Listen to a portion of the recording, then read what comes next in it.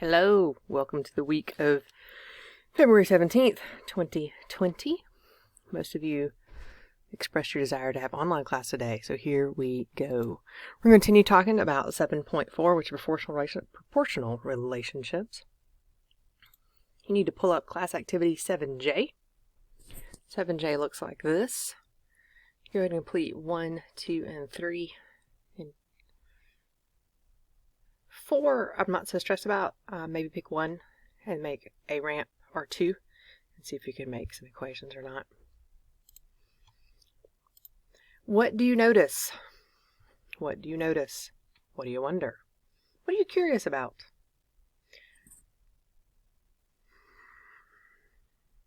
I'm hoping you're noticing that we all go through 0, 0, constant slope, regardless of the height of our ramp, because we have this ratio of 7 to 2. Now, the other thing is, that's a 7 and up to, right? Regardless of where those decimals fall out, it's not 2 over 7, up 2 over 7. It is up 2 over 7. It's not up 7 over 2. So there's my constant proportionality. What do you notice? Hope you're telling me that slope. Look back 7K and 7L. 7K looks like this. Pretend you don't know how to formulate the equations of lines. Pretend we don't know how to do that.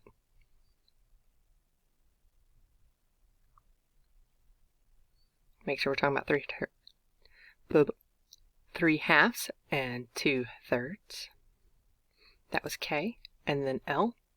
It's got the tables, graphs, equations. Go ahead and sketch them. Who's got a constant speed? How do you know? All very important to me.